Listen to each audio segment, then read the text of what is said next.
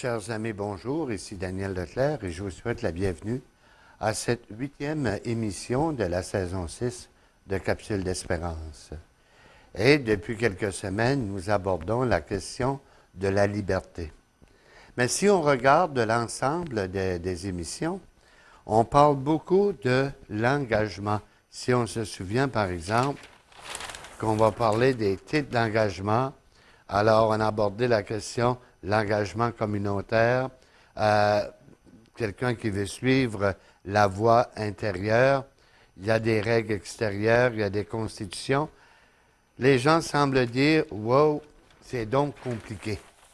Comment parler de la liberté avec autant de contraintes? Mais il faut d'abord regarder que la liberté au niveau de la spiritualité, ce n'est pas l'absence de contraintes. C'est tout simplement, des contraintes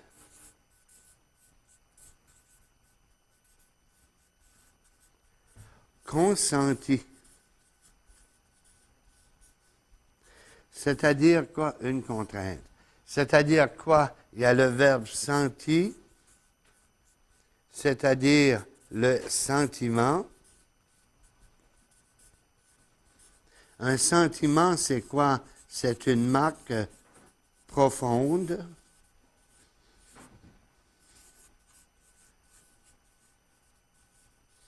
Par exemple, le soir de mon ordination, lorsque j'ai fait mon engagement public en présence de mes confrères prêtres, en présence de la communauté chrétienne, ça a été consenti, c'est-à-dire moi je l'ai senti comme une marque profonde, mais tous les autres aussi l'ont senti avec moi. Puis on dit, c'est justement ça, Daniel, on te voit là-dedans, continue, c'est bien parti. Sauf qu'en cours de route, il y a des situations qui ont changé. Qui fait qu'aujourd'hui, quelqu'un me disait, Daniel, depuis le soir de ton ordination, où tu devais être un curé dans une paroisse, et là, il y a des endroits au Québec où c'est un curé avec 12 puis 15 paroisses, serais-tu devenu prêtre pareil? Je ne peux pas répondre à cette question-là. J'ai répondu avec l'information du moment. Sauf la question que je dois me répondre, c'est pourquoi je maintiens à vouloir rester prêtre avec l'engagement que j'ai fait et que je n'ai pas l'intention de changer quoi que ce soit. Je n'ai pas l'intention de quitter et changer mon engagement.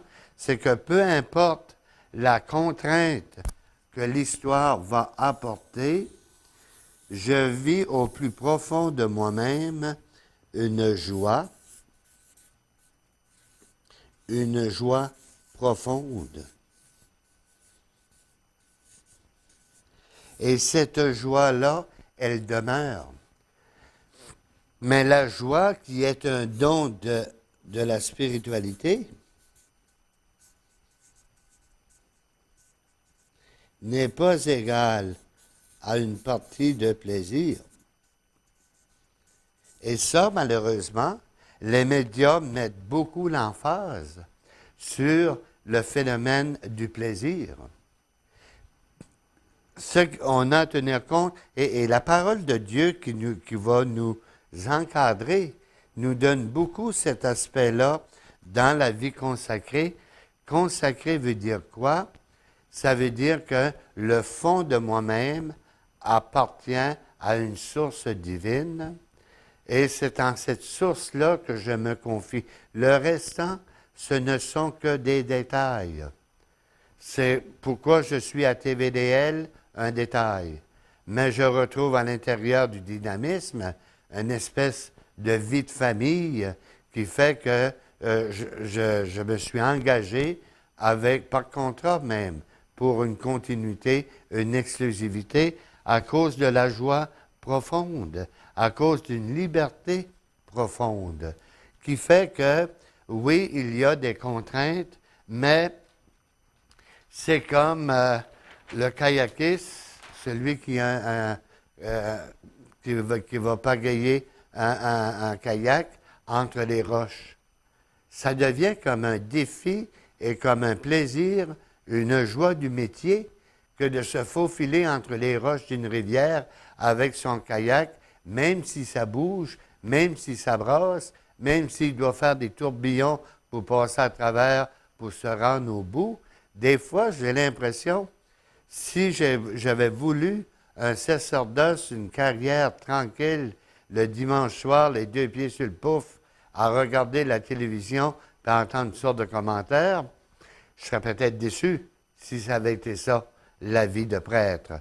Mais quand je regarde mon état d'être, qui je suis, la liberté profonde que je vis à l'intérieur de mon engagement, je regarde mes parents qui avaient 9 enfants, il y avait quand même une liberté profonde, même s'il y avait beaucoup de contraintes. Quand on arrive à voir des enfants, c'est beau un enfant qui vient au monde.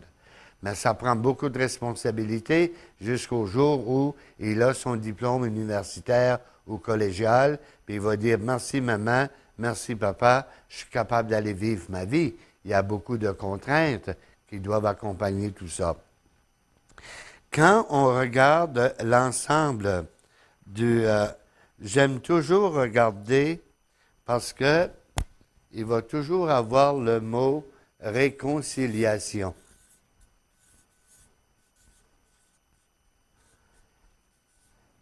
J'aime mieux le mot réconciliation que le mot pénitence. Le mot existe pour la pénitence. On va dire c'est un état de pénitent. On se souviendra, j'en ai parlé dans une capsule antérieure. Le pénitent, c'était à l'époque où il n'y avait pas de juge, il n'y avait pas de tribunaux, il n'y avait pas de prison officielle pour punir devant la société les malfaisants. Alors, c'était l'évêque de l'époque. On situe l'an 900, l'an 1000, de 1100. Cette époque où c'était au nom du prince, au nom du roi, c'est l'évêque qui donnait la pénitence. Et la pénitence, c'était l'époque des Templiers, où chaque ville, village, il y avait le temple. Imaginons Notre-Dame à Montréal, imaginons l'église, la basilique Sainte-Anne-de-Beaupré, imaginons la cathédrale de Chicoutimi. Alors, des lieux, des temples, et la personne, le pénitent, avait un vêtement qui montrait qu'il faisait sa pénitence publique, qui était peut-être être le bedeau, l'entretien ou quoi que ce soit. Par contre, moi, j'aime beaucoup le mot réconciliation parce qu'il y a le mot concilier. Le mot concilier, ça, c'est le mot lier. Alors, concilier famille et travail, par exemple. La responsabilité sociale.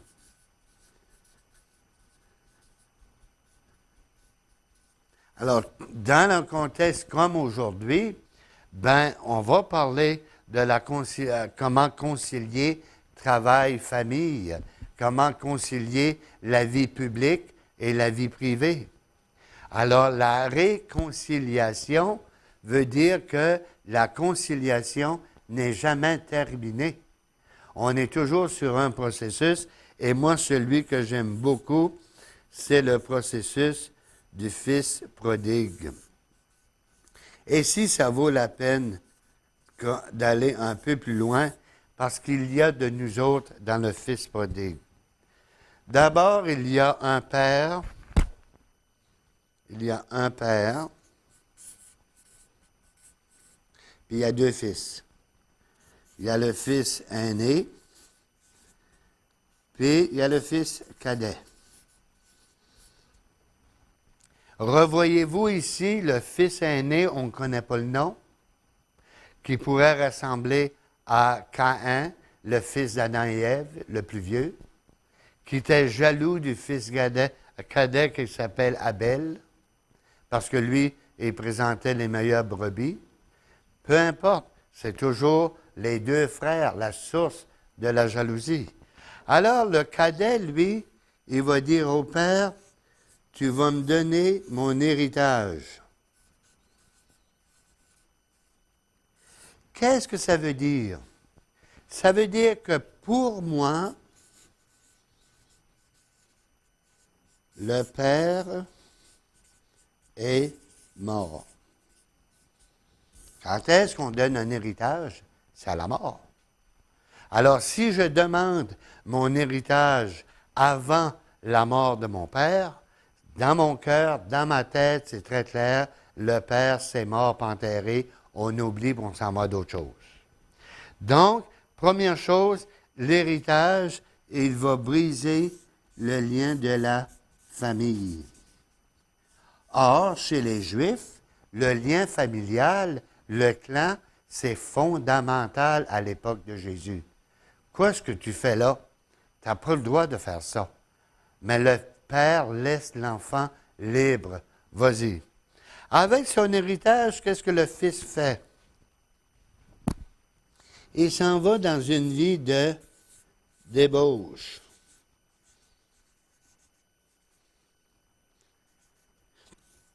Et délapide son héritage. Pas de problème. Vous remarquerez une chose. L'argent qu'on reçoit des autres, elle est toujours plus facile à dépenser. C'est celle qu'on gagne qui devient plus difficile et qui nous oblige à réfléchir à nos investissements. Toujours avec des étrangères. Pourquoi?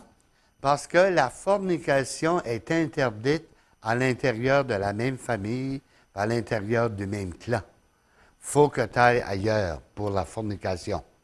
Alors, là, ici, il renie la famille. Ici, qu'est-ce qu'il fait? Il renie sa culture. Il n'y a pas de femme dans mon clan qui est assez bonne pour mes désirs profonds, mes désirs personnels. Alors, il a renié. Le reniement, c'est quoi? Il a renié la famille avec l'héritage.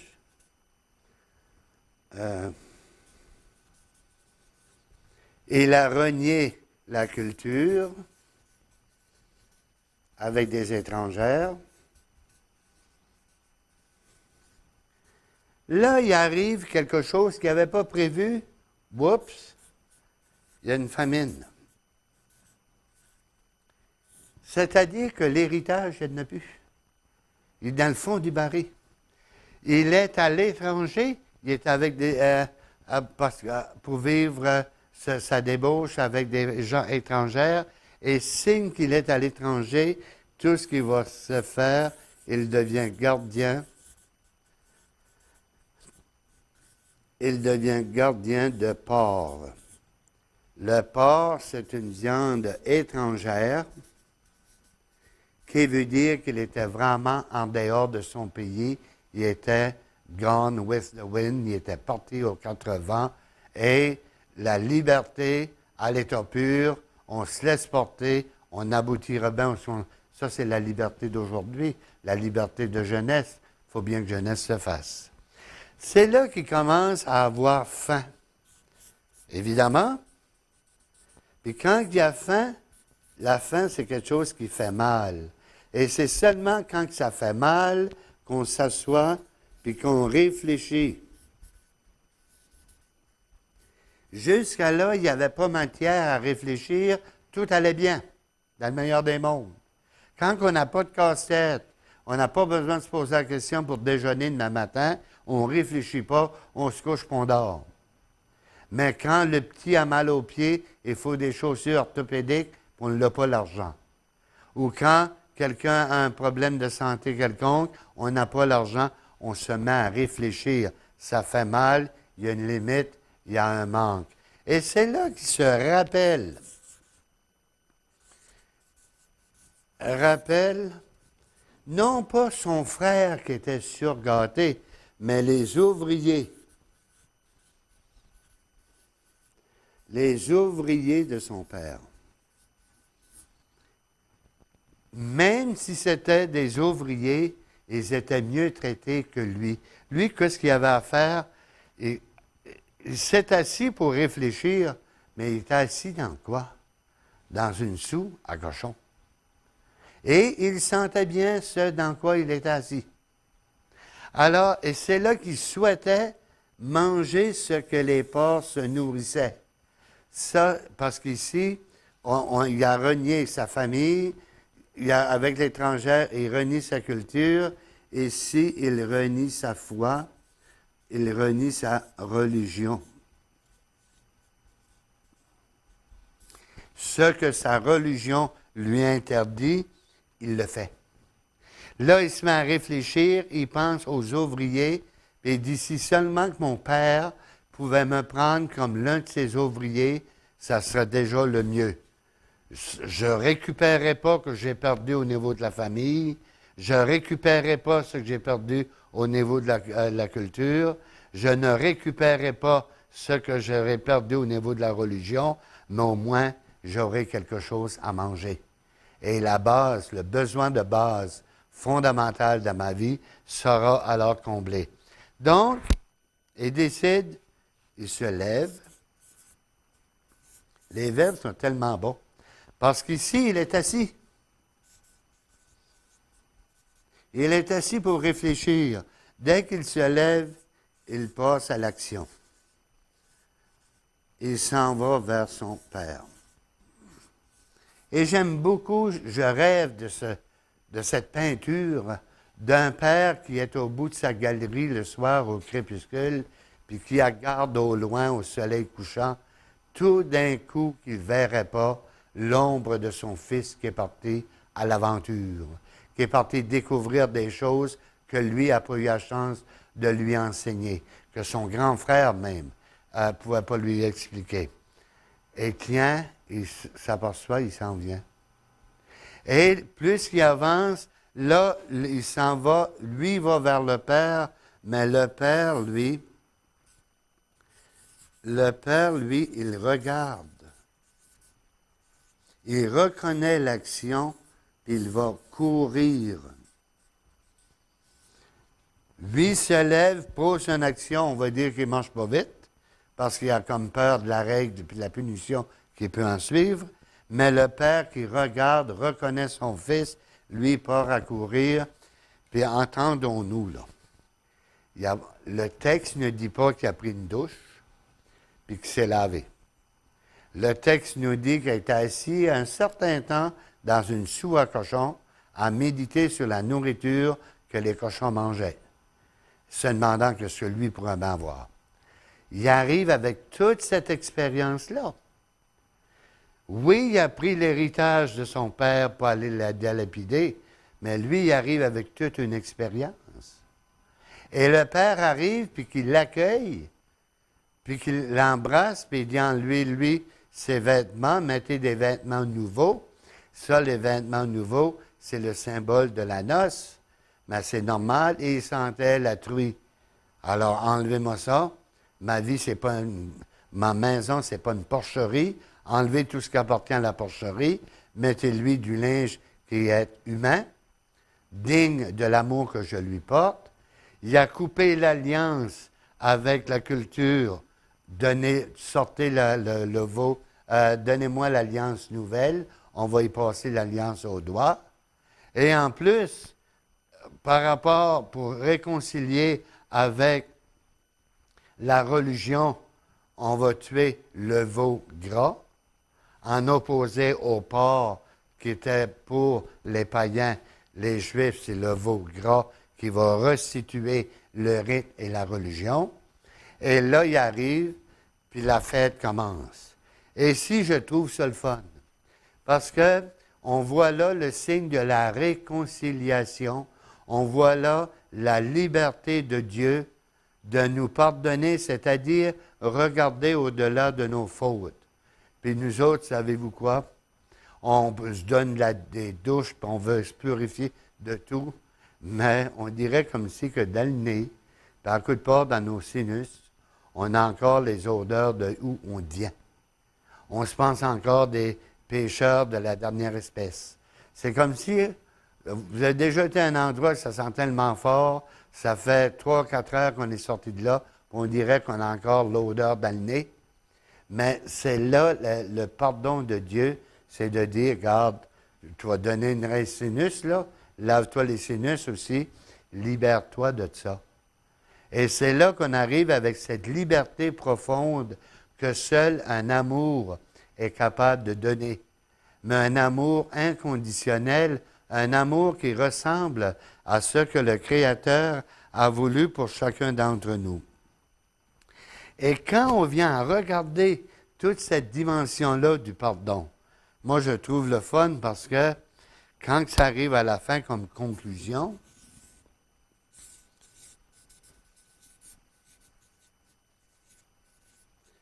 on a le fils prodigue. Lui va à la fête. On a le fils aîné. Lui, il reste sur le perron. Le fils prodigue, il renie la famille, il renie sa culture, il renie sa religion.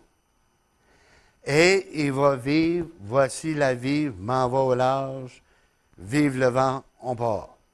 Il reconnaît sa faute, il reconnaît sa misère, il se fait accueillir par son père, il change le vêtement de misère pour un vêtement de noces, il lui fait passer l'anneau au lieu du porc qui lui rappelle sa faute, il sort le veau gras qui lui rappelle la fête, il rentre et le fils aîné, lui qui, soi-disant, n'avait rien fait de mal, il refuse quoi en restant sur le perron? Il refuse l'amour du Père.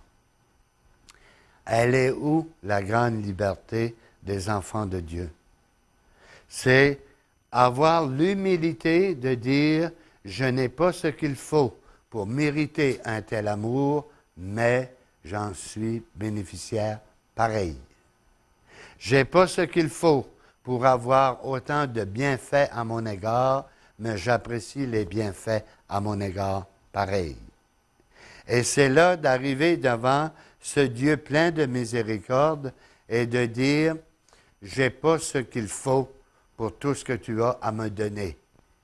Dis seulement une parole et je rentrerai pareil. C'est ça au début du rite de la communion. Vous savez, après, par lui, avec lui et en lui, il va venir après ça le Notre Père. Et juste avant la communion, le prêtre qui lève le pain consacré et qui va dire, prenez, mangez, Seigneur, voici l'agneau de Dieu qui enlève le péché du monde. Et on dit quoi? Seigneur, je ne suis pas digne de te recevoir, mais dis seulement une parole et je serai guéri. Moi, c'est la parole qui est la liberté des enfants de Dieu, Dieu qui est amour.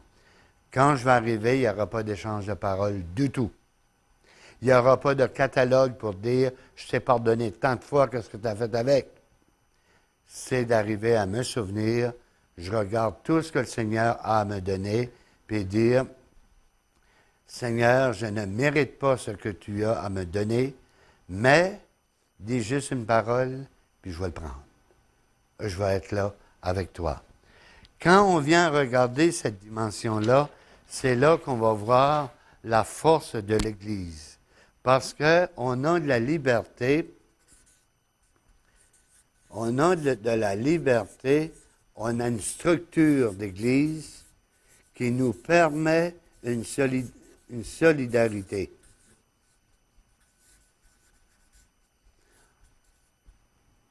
On a le pape, on a les évêques,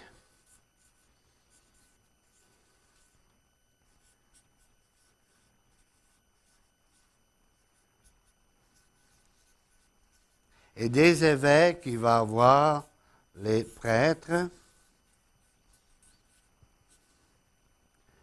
Et je vois déjà les gens qui vont dire, ça c'est la structure politique, la structure régimentaire de l'Église. Le prêtre ne fait pas ce qu'il veut, il faut qu'il écoute l'évêque. L'évêque ne fait pas ce qu'il veut, il faut qu'il écoute le pape. On va regarder dans la prochaine émission.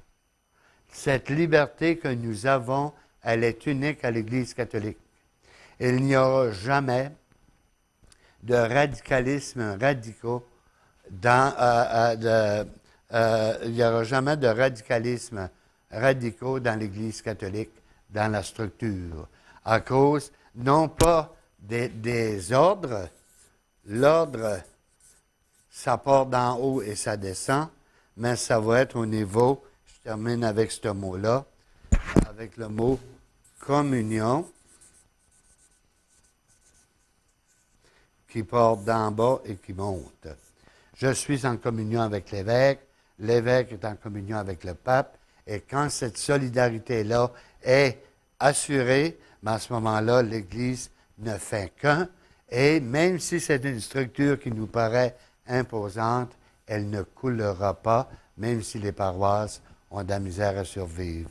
Je vous souhaite une excellente semaine en vous rappelant les coffrets disponibles pour les 5 saisons des Capsules d'Espérance et au plaisir de vous revoir la semaine prochaine.